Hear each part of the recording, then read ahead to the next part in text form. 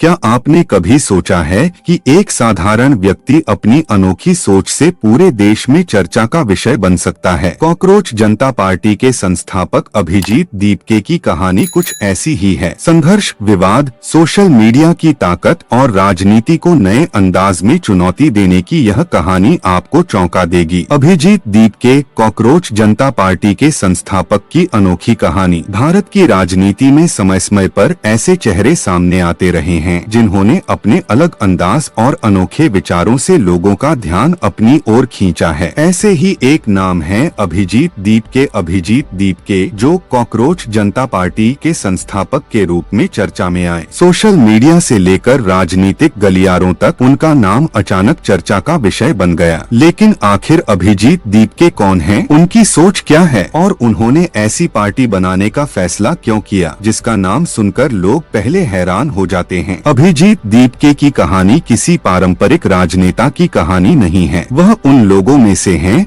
जिन्होंने व्यवस्था पर सवाल उठाने और आम आदमी की समस्याओं को अलग अंदाज में सामने लाने का प्रयास किया। कहा जाता है कि बचपन से ही अभिजीत सामाजिक मुद्दों को लेकर संवेदनशील थे। वे अक्सर अपने आसपास होने वाली घटनाओं को ध्यान से देखते और उनके पीछे के कारणों को समझने की कोशिश करते थे। समय के साथ उन्होंने महसूस किया कि देश में राजनीति का बड़ा हिस्सा वादों और नारों तक सीमित रह गया है। जनता की मूल समस्याएं जैसे बेरोजगारी, शिक्षा, स्वास्थ्य और भ्रष्टाचार लगातार चर्चा में तो रहती हैं, लेकिन उनके समाधान पर उतना काम नहीं होता जितनी उम्मीद की जाती है। इसी सोच ने उनके भीतर व्यवस्था को चुनौती देने का विचार पैदा किया। अभिजीत दीपके का मानना था कि राजनीति केवल बड़े नेताओं और बड़े दलों तक सीमित नहीं रहनी चाहिए। आम नागरिकों की भागीदारी बढ़नी चाहिए और लोगों को अपने अधिकारों के प्रति अधिक जागरूक होना चाहिए। इसी उद्देश्य से उन्होंने सोशल मीडिया के माध्यम से अपने विचार लोगों तक पहुंचाने शुरू किए। धीरे धीरे उनके वीडियो और पोस्ट वायरल होने लगे। लोग उनके अनोखे अंदाज को पसंद करने लगे। कुछ लोग उन्हें गंभीर सामाजिक कार्यकर्ता मानते थे, जबकि कुछ लोग उन्हें व्यवस्था पर व्यंग्य करने वाला व्यक्ति समझते थे। लेकिन इस बात से इनकार नहीं किया जा सकता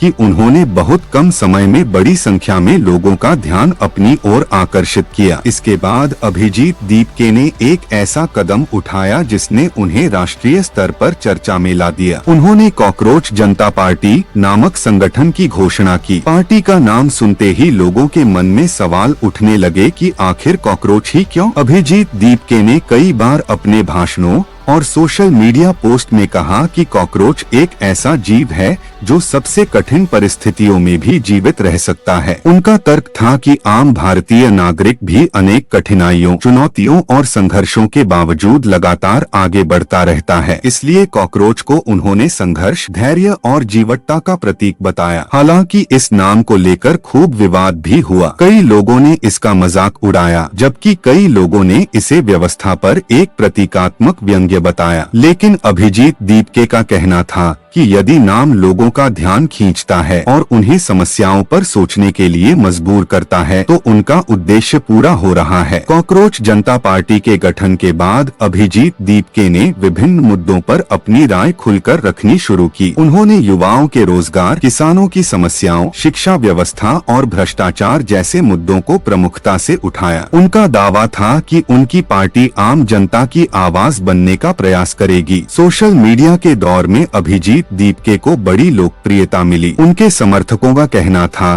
कि वह उन मुद्दों पर बात करते हैं जिन्हें अक्सर मुख्य धारा की राजनीति में पर्याप्त महत्व नहीं मिलता। दूसरी ओर आलोचकों का कहना था कि उनकी राजनीति अधिकतर प्रतीकात्मक है और उसे जमीनी स्तर पर साबित करने की आवश्यकता है। जब भी अभिजीत दीपके किसी कार्यक्रम या प्रदर्शन की घोषणा करते, सोशल मीडिया पर उसकी चर्चा शुरू हो जाती। कई बार उनके बयान वायरल हुए और राष्ट्रीय मीडिया में भी उन्हें जगह मिली। उनकी लोकप्रियता का एक कारण उनका सीधा और बेबाक अंदाज भी रहा। दिल्ली के जंतर मंतर पर प्रदर्शन की घोषणा के बाद अभिजीत दीपके का नाम फिर सुर्खियों में आया। उन्होंने दावा किया कि उन्हें प्रदर्शन की अनुमति मिली है और वह जनता के मुद्दों को राष्ट्रीय मंच पर उठाएंगे। इस घोषणा के बाद उनके समर्थकों में उत्साह देखा गया। अभिजीत दीपके का मानना है कि लोकतंत्र में विरोध और प्रदर्शन जनता का अधिकार है। उनका कहना है कि यदि नागरिक अपनी समस्याओं को लेकर आवाज नहीं उठाएंगे तो बदलाव की उम्मीद करना मुश्किल होगा। उनके समर्थक उन्हें एक ऐसे व्यक्ति के रूप में देखते हैं जो परंपरागत राजनीति से अलग रास्ता अपनाने की कोशिश कर रहा है। वहीं उनके विरोधियों का कहना है कि केवल प्रतीक और नारे पर्याप्त नहीं होते, वास्तविक परिवर्तन के लिए मजबूत संगठन और ठोस योजनाएं भी आवश्यक हैं। फिर भी यह सच है कि अभिजीत दीपके ने बहुत कम समय में अपने लिए एक अलग पहचान बनाई है। उन्होंने यह साबित किया कि सोशल मीडिया के युग में एक नया विचार और अलग प्रस्तुति लोगों का ध्यान आकर्षित कर सकती है। उनकी यात्रा अभी शुरुआती दौर में मानी जाती है। आने वाले समय में यह देखना दिलचस्प होगा कि वह अपनी लोकप्रियता को किस तरह राजनीतिक या सामाजिक प्रभाव में बदलते हैं। क्या उनकी पार्टी वास्तव में एक बड़ा जन आंदोलन बन पाएगी? क्या उनके विचार व्यापक स्तर पर स्वीकार किए जाएंगे या फिर यह केवल एक सीमित समय की चर्चा बनकर रह जाएगी? इन सवालों के जवाब भविष्य में मिलेंगे,